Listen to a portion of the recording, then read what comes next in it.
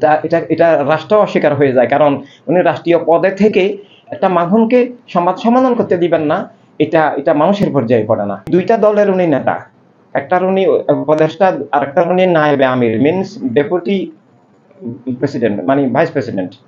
তো এই দুইটা দলই হচ্ছে চরম জঙ্গিবাদী উগ্রবাদী সাম্প্রদায়িক রাজনৈতিক দল, এবং একটা দল রাজনৈতিক দল হিসেবে স্বীকার না করলেও রাজনৈতিক কর্মসূচি থাকে, রাজনৈতিক বৈঠকে যান উনি। চরমনের একটা ইসলামের নামে দল আছে, কি যেন, ওইটার নেতা, ওইটার উনি উপদেষ্টা। একই সাথে ওই যে হেফাজত ইসলাম নামে আর একটা জঙ্গিবাদী দল আছে, ওরাও মা বোনদেরকে চতুর্থ শ্রেণীর উপরে লেখাপড়া স্বীকার করে না, এবং ওরা ধর্মকে, রাষ্ট্রকে এক ধর্মের মনে করে, অন্য ধর্মের মানুষদেরকে ওরা নাগরিক মনে করে না। তো এইভাবে এই দুইটা দলের উনি নেতা, একটার উনি উপদেষ্টা আর একটার উনি নায়েবে আমির, মিনস ডেপুটি প্রেসিডেন্ট, মানে ভাইস প্রেসিডেন্ট।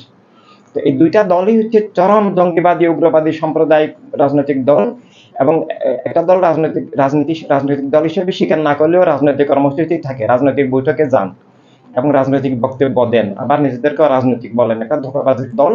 তো এইভাবে এই দুইটা দলে উনি, উইকিপিডিয়া দেখেন, এখন দেখেন উইকিপিডিয়ার মধ্যেও এই দুইটা দলের একদম মানে প্রধান মানে শীর্ষ নেতা হিসাবে ওনার নাম আছে, এবং ওনার আচরণগুলো সেরকম। উনি যে সংবাদ সম্মেলন থেকে একটা বোনকে বের করে দিলেন, এটা ইসলাম বিরোধী, এটা ধর্ম নয়, এবং এটা মানবতা নয়, এটা একটা পাশরতা পশুত্ব, এটা একটা আইয়ামে জাহেলিয়াতের আচরণ, এটা জঘন্য লিঙ্গবাদী একটা বিভৎস মানে অমানবিক আচরণ। এটা এটা এটা রাষ্ট্র অস্বীকার হয়ে যায়, কারণ উনি রাষ্ট্রীয় পদে থেকে একটা মাধ্যমকে সংবাদ সমাধান করতে দিবেন না, এটা এটা মানুষের পর্যায়ে পড়ে না।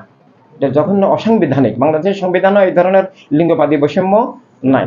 ওনার সাথে আমার ক্ষমতা যাওয়ার আগে বিভিন্ন সময় দেখা হয়েছে, কথা হয়েছে, কিন্তু ক্ষমতা যাওয়ার পর দেখা হয়নি।